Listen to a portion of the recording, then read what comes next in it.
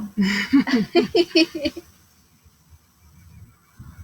On? I think we're on. Yeah. Okay. Hi, everybody. Thanks for joining us. My name's Cedar. I'm the After School Program Coordinator at the Table Community Food Center. And I'm here from home today to do a little video with you on how to grow some jar sprouts. And I have a special guest with me today. This is my daughter, Maggie. And instead of running the After School Program today, we're going to pretend that Maggie's one of our participants, and we're going to grow some jar sprouts together, or start some jar sprouts. So just before we get started, just wanted to say that sprouts are a really fun way to grow things with kids. They grow really quickly. You can grow them in about 5 to 7 days, depending on the type of sprouts that you choose.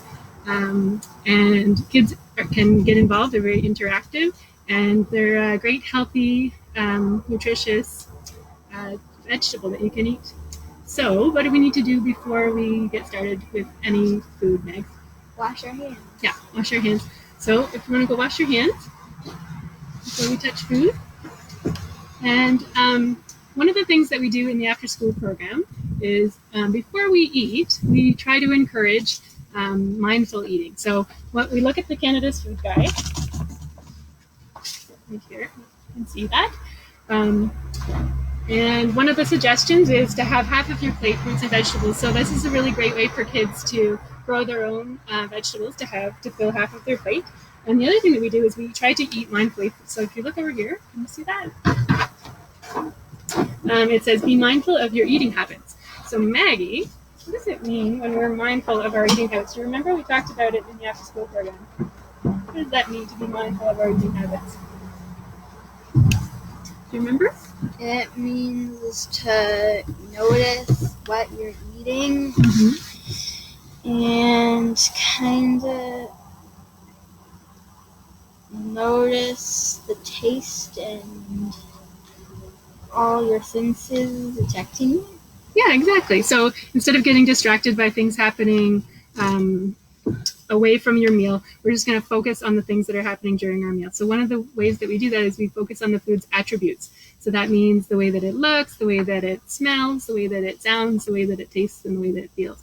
So we're going to do a little bit of that right now before we get started with growing our sprouts. So Maggie, here's some sprouts that we started just over a week ago. We've got some crimson clover, and we've got some spicy lentil crunch. So which one would you like to taste today?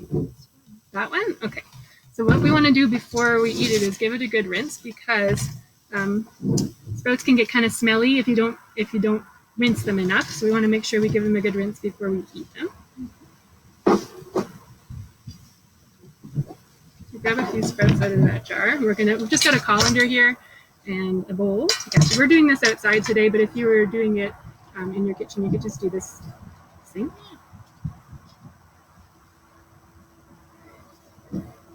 All right, and we're going to give them a good rinse.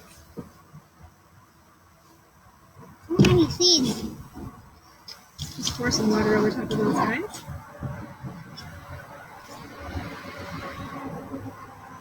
That's it. That's pretty good. Just give them a swish around in there. You've got the nice clean hands, so you go ahead and rinse them.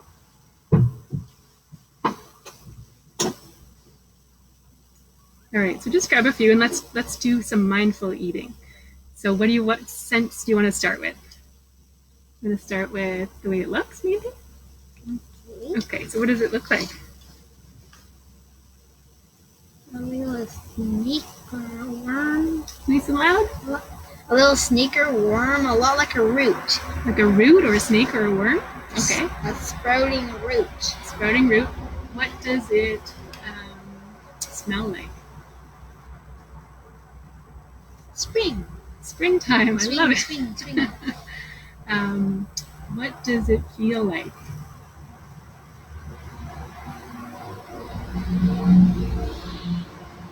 Not very mushy, but hard, kind of like a carrot. Okay. And you snap it. Nice. It's easy.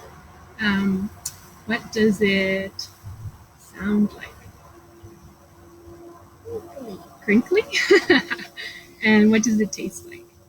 Last one. Springy. Springy? Nice.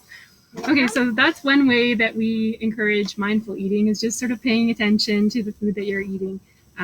Another thing that we do is we try to the words that we use to describe our food, or the names that we call our food, are really important when you're working with kids. So one of the things that we do is we come up with really creative, exciting names for our food.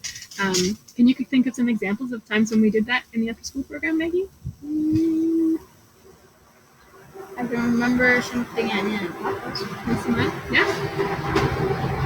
At Nana and Papa's, Papa called the hot dogs Octodog, and Jack loved them. But I think yesterday Jack said he hated hot dogs, so he would not eat the hot dogs. Right, but the creative term was to call them Octodogs. And I know that sometimes in the after-school program we have some of our volunteers come up with really creative menu names. Some of the examples that we came up with were Randy's Ravishing Radish Salad, or Carolyn's Colorful Creation, or something like that. So it really does make a difference if you come up with a really fun, creative name for the food that you're eating. Something else that we do in the after-school program is we do no thank you helpings. So if children are a little reluctant to try something that maybe they're not sure if they're going to like, we ask them to take just a small taste of it, a no thank you helping, just to try it and see if their taste buds have changed since the time that they tried it last. And we really do encourage trying new foods and applauding those who do try them by giving them an adventurous taster so that they can wear on their shirt with pride. So Maggie's going to grow up some sprouts today, and I would love for you to choose an adventurous name for your sprouts. So we're going to start with a nice clean jar. This jar we just washed in the sink with soap and water, but if you have a dishwasher, you could use the dishwasher to help sterilize your jar as well. This jar is nice and clean. And we're going to use, for the lid, we're going to use a piece of mesh from a window screen. You can buy rolls of this at the hardware store, or if you don't have that, you could use a piece of cheesecloth, although the cheesecloth does tend to go moldy if it stays wet for very long. Or you could use anything like that that's small enough to keep the seeds in the jar, but big enough to let the water flow out. So Maggie, there's your screen and your lid, and I'll give you a piece of tape. What are you going to call your sprouts today, Maggie? Wiggly worms. Wiggly worms. Okay, so here's your tape. Maggie's wiggly worm sprouts. Maggie's wiggly worms.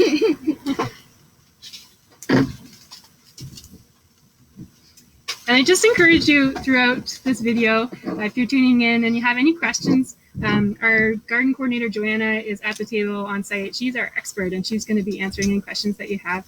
And after this video, she will be doing a second video where she's going to teach you how to grow soil sprouts. So stay tuned for that as well. And part of what we're trying to do with doing these videos is to just encourage communication, community, and involvement, and sort of staying connected. So do chime in, and if you have anything you want to share with us, we would encourage you to. All right, wiggly worms. So the next step is to choose the type of seeds that you want to grow. So there's all different kinds of seeds that you can use for starting. I asked Joanna the best kind for people who are just beginning, and she suggested clover and red clover or alfalfa. She said those are the easiest seeds to grow.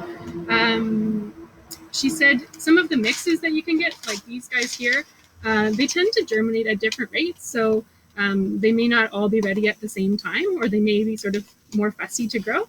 But you can get all different kinds of mixes as well. So this is a type of seed that you can order in bulk online, and Joanna can tell you where you can get those from. Or you can get these smaller packs if you're not willing to commit to a giant big bag, if you're not sure if it's right for you. These are just from our local health food store, and there's all different kinds of mixes that you can get as well. So Maggie, Small question. Yes. Can you make your own mix, like mix one sprout with the other? You probably could. Do you want to try that? Yeah. Okay, so when we do this with the kids in the after-school program, we use a tablespoon to measure out the right amount of sprouts to put in your jar. You don't have to measure it if you don't want to, but you don't want to put too many seeds in the jar because then they'll be too dense and they won't drain properly, or they might go moldy, and we don't want that. We don't want anybody getting sick. So what we're going to do is just start with a tablespoon. One here and one. Let's do 1 tablespoon for today, and then if you wanted to try another type a different day, we can do that too. Does that sound good? All right, here you go.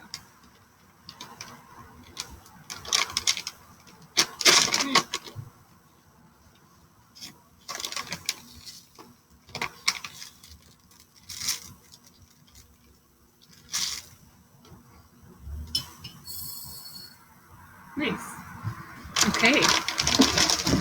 So now what we're going to do is put your screen on the top so that your seeds don't escape when you're trying to rinse them. Escape. No escaping seeds today. Seeds can run. Make sure it covers the top so there's no holes.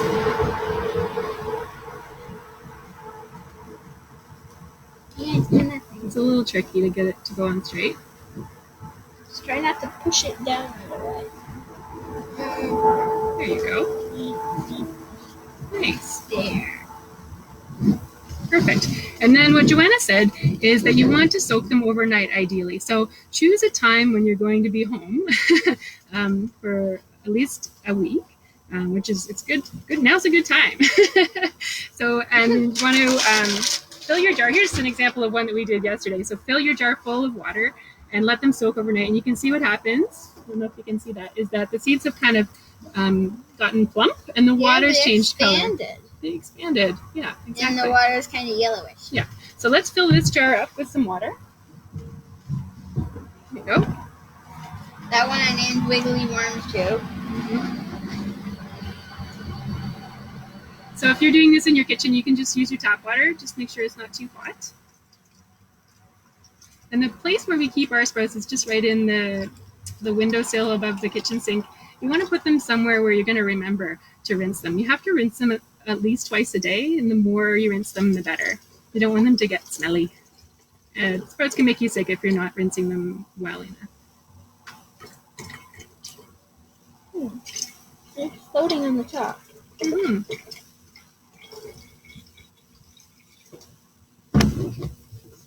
All right, that looks pretty good. Oh, look, there's a chunk down there. It's gone. Whoa.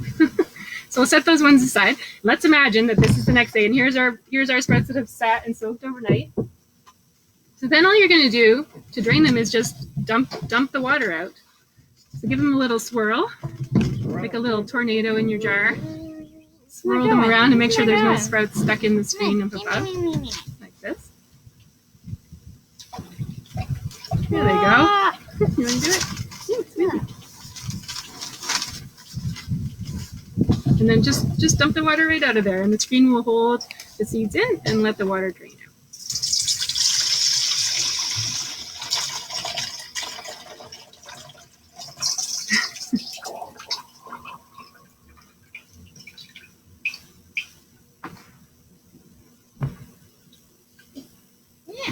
Great job.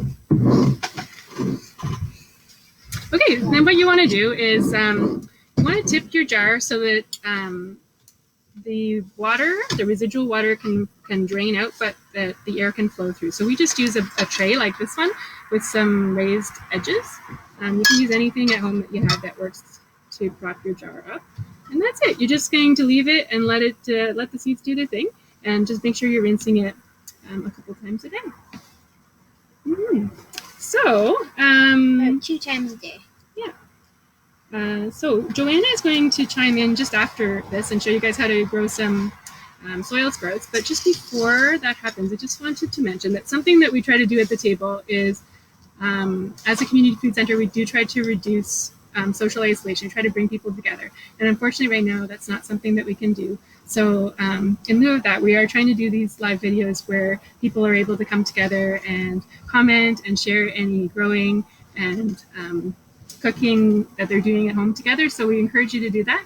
And something else that we do in the after school program is we give out weekly home challenges. So I'm going to give you a weekly home challenge this week if you'd like to take on the challenge. And the challenge is to think of someone in the community who's maybe feeling a little isolated right now and reach out to them and give them a call or send them an email or send them a text and just check in on them and see how they're doing. When we finish this, can we do that? Yeah, so that's what we're going to do next. So I don't think I forgot anything. Do you have anything else you want to add? Home challenge. Let's go do the home challenge. All right, thanks for joining us, everyone. Have a great day. Bye. Okay, now bye.